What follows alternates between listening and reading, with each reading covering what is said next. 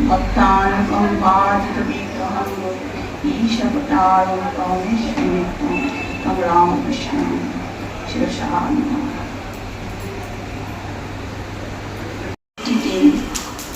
তাতেই ভগবান খুশি হবে।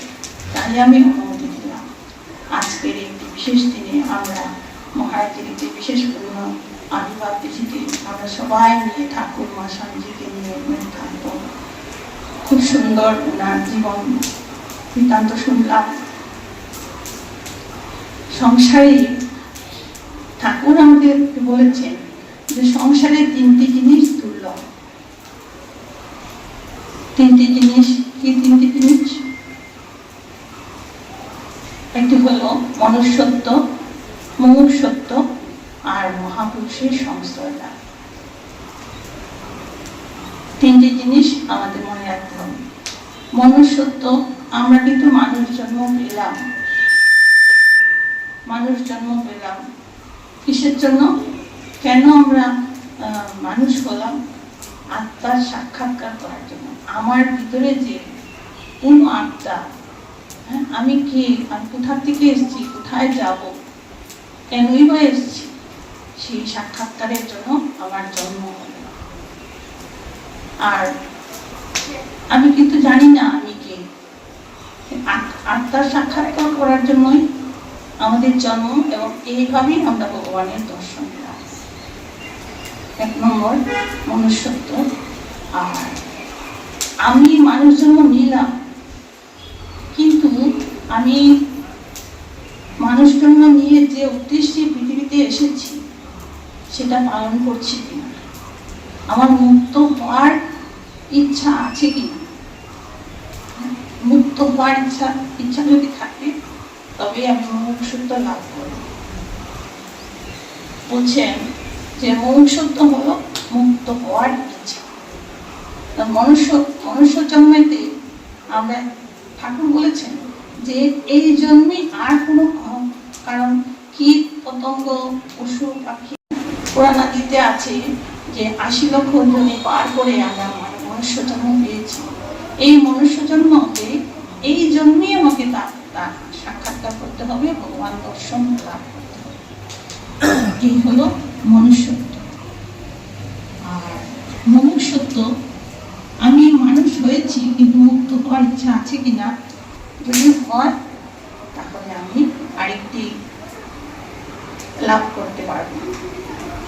আর মহাপুরুষের সংশ্রয় লাভ, কেননা আমাদের সত্য রজ তম এই ৩ গুণের আষ্টে মিষ্টে বাধা, এই বন্ধন থেকে মুক্ত হওয়ার কোনোভাবেই আমরা চেষ্টা করছি না।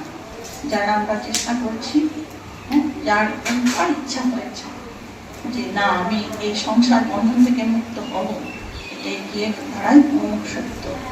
আর মহাপুরুষের সংশ্রয় লাভ,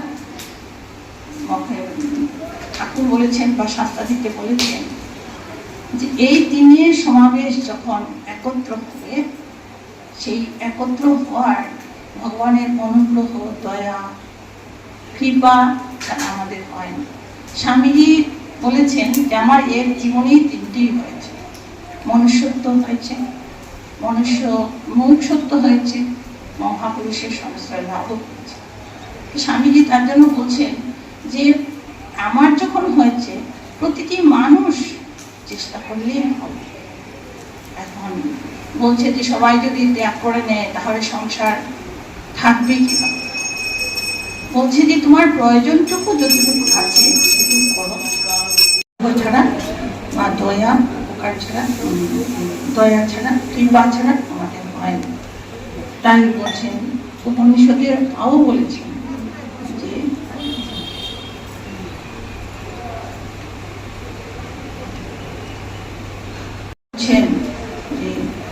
বিদ্যাতে হৃদয় গ্রন্থি চিত্তান্তে সর্বসংশয়া শিয়ান্তে কর্মাণি। বলছেন যে তসমিন দৃষ্টে পড়াও। এই জন্য এই জীবনে তার আত্মার, আমাদের ভিতরে যে আত্মা আছে তার সাক্ষাৎকার করার জন্য এই উপনিষদে শ্লোকটি খুব সুন্দরভাবে বিশ্লেষণ করেছেন। যেখানে একমাত্র ভগবান দর্শন করে, আত্মার সাক্ষাৎকার হলে আমাদের যে হৃদয় গ্রন্থিগুলো কি বিষয়, মায়া, মোহ ইত্যাদি, এগুলো আস্তে আস্তে আস্তে আস্তে আস্তে চলে যায়।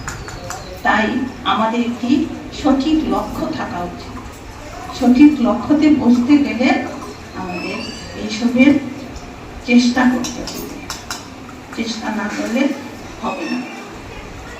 আমরা তো এইভাবে জন্মের পর জন্ম আমরা চালিয়ে যাব, কিন্তু যে উদ্দেশ্যে পৃথিবীতে আসা সেটা আর কিছু টেম্পোরারি গতি সবসময় তো থাকতে পারবো না। আর এমনকি কীট পতঙ্গ পশু পাখিদের মধ্যে এমনকি দেবতারাও এই আত্মার সাক্ষাৎকার করতে পারে না, একমাত্র মনুষ্য জন্মতে এটা সম্ভব। তাই ঠাকুর বলছে এবার মনুষ্য জন্ম পেয়েছি, এই জন্মতেই আমরা লাভ করব। তিনি আমার অন্তরঙ্গ পার্শ্ব নিরঞ্জন মহারাজকে ডেকে বলছেন, ওরে নিরঞ্জন, আরেকটি দিন চলে গেল, ভগবান লাভ করলেন। এই যে ঠাকুরের ব্যাকুলতা, উনি অনেক সাধনা করেছেন, কিন্তু ব্যাকুলতার দ্বারাই তিনি কিন্তু ঠাকুরের অদ্ভুত দর্শন হয়েছে। তো বলছেন যে উপনিষদ আরেকটি সুন্দর কথা আছে যে মেধা শক্তি দিয়েও তাকে পাওয়া যায় না, শাস্ত্র অধ্যয়ন করেও সাক্ষাৎকার হয় না। হ্যাঁ, মূঢ় ব্যক্তিরাও পায় না। মূঢ় ব্যক্তি মানে অবিবেকী মানুষটা, এরাও আমাকে পায় না।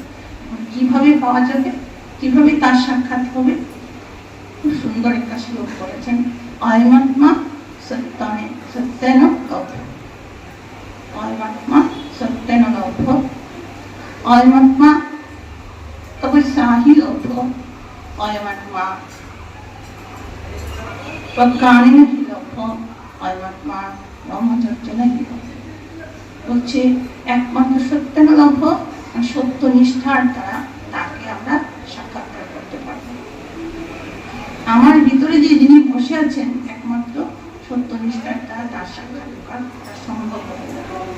তপস্যাহি লভ্য, তপস্যাটা কি? তপস্যা আগে বুঝতে হবে। তপস্যাটা কি? যে ইন্দ্রিয়, মন, বুদ্ধি, তার আত্মসংযম, এই সংযমের অভ্যাস করতে হবে। এটি কিন্তু মানুষের দ্বারাই সম্ভব, কীট পতঙ্গ পশু পাখির দ্বারা সম্ভব না। তাই বলছেন মনুষ্য জন্ম শ্রেষ্ঠ জন্ম।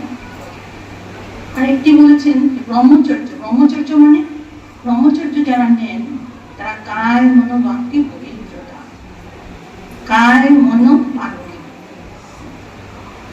পবিত্রতা দিয়ে তাকে পাওয়া যায়। আর প্রজ্ঞানেন লভ্য, প্রজ্ঞানেন সমজ্ঞান, বিশ্বাস। স্বামীজি বলছিলেন এই বিশ্বাস বিশ্বাস বিশ্বাস, এই বিশ্বাস নিজের প্রতি বিশ্বাস, নিজের প্রতি যখন অগাধ বিশ্বাস হয়ে যাবে তখনই একমাত্র তাকে আমরা লাভ করতে পারব। এইভাবে ওনারা খুব সুন্দর। তো ঠাকুর বলছেন যে ভগবানকে আমরা কেন ডাকি, কেন ডাকি?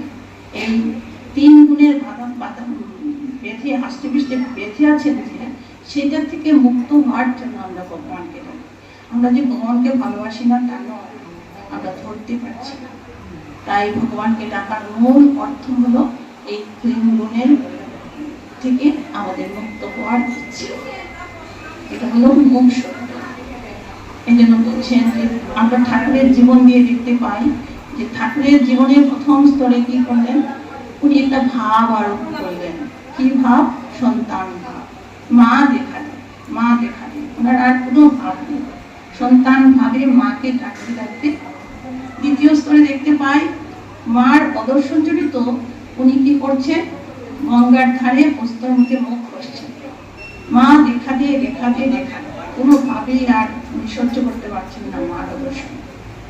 তৃতীয় স্তরে আমরা দেখতে পাই যখন দেখলেন যে কোনো মতেই আর মাকে দেখা যাচ্ছে না, তখন তিনি কি করলেন,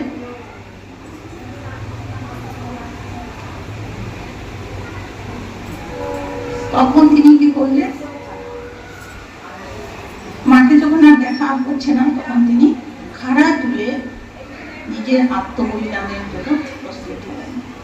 তখনই কিন্তু ঠাকুর অদ্ভুত দর্শন, ঠাকুরের অদ্ভুত দর্শনে অদ্ভুত দর্শন হলো, ঠাকুর কি করলেন, আমাদেরকে নিজের জীবন দিয়ে দেখিয়ে গেলেন কিভাবে অভ্যাস করতে হবে, কিভাবে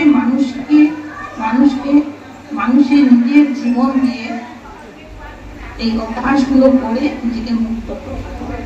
এই জন্য ঠাকুর বারবার বলেছেন, আর একটি দিন চলে গেল, আমাদের প্রত্যেককে ঠাকুরকে তখন ঠাকুর মা স্বামীজিকে তখনই আমরা ভালোবাসতে পারবো তাদের নির্দেশ অনুযায়ী যে বাণী আমরা গ্রহণ করতে পারবো এবং পালন করতে পারবো। যখন দেখবো যে আমরা নিজে নিজে এই বাণীগুলো নিজের জীবন দিয়ে অভ্যাস করছি, পালন করছি, তখনই কিন্তু তাদের প্রতি আমাদের শ্রদ্ধা, ভালোবাসা, ভক্তি প্রকাশ পাবে। আমি ঠাকুরের অমোঘ আশীর্বাদ তোমাদের চৈতন্য হোক, এই আশীর্বাদ মিথ্যা হওয়ার নয়, পূর্ণ আজীবনে এই আশীর্বাদ দিয়েছিলেন। আমি ঠাকুর মা স্বামীর কাছে প্রার্থনা করি এই আশীর্বাদ আমাদের প্রতিটি জীবনে যেন প্রতিফলিত হয় এবং আমরা যেন সবাই এক করতে চলে যেতে পারি। হরি ওম।